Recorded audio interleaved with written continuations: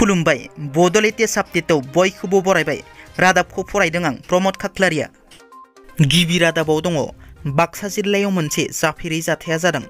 बाक्सानि उलुबारि सान्थिपुराव सानै गथ'नि बिफाया गावनि आथोनखौ हास'नानै लादों। उलुबारि सान्थिपुरनि 36 बोसोर बैसोनि राजेश दास मुंनि सासे सुबुङा बे गिख्रंथाव हाबाखौ मावनानै लादों।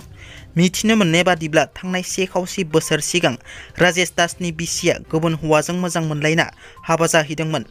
बिसिया खारनायनि उनाव राजेश दासआ मेलेमारि लोरबां जानानै बे गिख्रंथाव हाबाखौ मावनानै लादों। राजेश दासखौ फुंनि समाव दरखंआव थैजों लिलिलाला जानानै गोग्लैना थानाय थासारियाव नखरनि सुबुंफोरा बोखांनायाव गासै जाथाया सोराङाव फैयो। बिनि उनाव नखरनि सुबुंफोरा जायगानि सुबुंफोरनो खौरां होयो आरो उनाव जायगानि सुबुंफोरनि मददाव राजेश दासखौ 108 एम्बुलेन्सजों फाहामथायनि थाखाय लांनाय जायो। आसामनि धुब्री जोबथेसालियाव जोबथेनानै दोनजानाय सासे दायनिगिरिया गावखौ फोथैना लादों। मैया बेलासिनि 3:30 समाव धुब्री जिल्लानि जोबथेसालिनि सासे दायनिगिरिया खिग्रा न'आव गावनि जिउखौ फोजोबनानै लायो। जिउ फोजोबनानै लानाय सुबुंखौ बिलासिपारा महकुमानि वार्ड नम्बर 14 नि थागिबि जियारुल हक होननानै सिनायथिनाय जादों।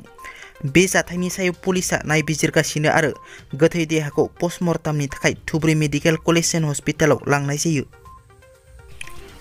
धेमाजि जिल्ला गगामुग मिंमां हालामनि दैयागुरि गामिनि थागिबि हितेश्वर बसुमतारीनि असे बिसि गोरबोआव 5 दान गथ' गोनां हारिमा बसुमतारीखौ थांनाय 16 एप्रिल थामहिनबा बैसागनि 2 अक्ट'खालि मोनाबिलिनि 6 रिंगा समाव गामिनिफ्राय बैसागो मोसाना बिमा फिसा न' फारसे फैबाय थानाय समावनो खाबु लाना हाइज्राइगुरि गामिनि नखरसेनिनो साथाम बिमा फिसा बिहामजो साथामजों लोगो नांना बासन्ती बसुमतारी बिमा, पुर्निमा बसुमतारी बिहामजो आरो मालिका बसुमतारी फिसाजो बिथांमोना खाबु लानानै लामायाव गन एबा लावथिजों खर' उदैयाव गाज्रियै बुदों। 5 दान गोरबोआव थानाय आइजो हारिमा बसुमतारीया दा डिब्रुगड़ आदित्य देहा फाहामसालियाव गावनि जिउजों जुजिगासिनो दं।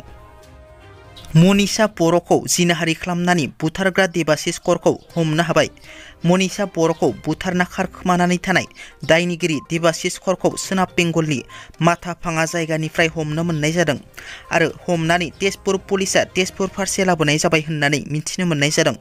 मख'नो गोनांदि सनितपुर जिल्लानि थेलामारा दखरानि सिङाव थानाय बरगाव सापुरि गामिनि पान्जाब नेशनेल बेंकआव साख्रि मावनाय मनीषा बर'खौ थांनाय 13 एप्रिल खालाराव तेजपुरनि उषानगराव थानाय भारा न'आवनो देबाशिष कर आरो बिनि लोगो सेंग्राफ्रा जिनाहारि खालामनानै बुथारनानै गालांदोंमोन। रायखांनो गोनांदि मैया दायनिगिरिखौ थाबैनो हमनानै साजा होनांगौनि दाबिजों सनितपुर जिल्ला एबसु, बर' थुनलाइ आफाद, ट्राइबेल संघ, आरसु, आसु आरो गुबुन गुबुन आफादफोरा थेलामारायाव रेलि खालामदों।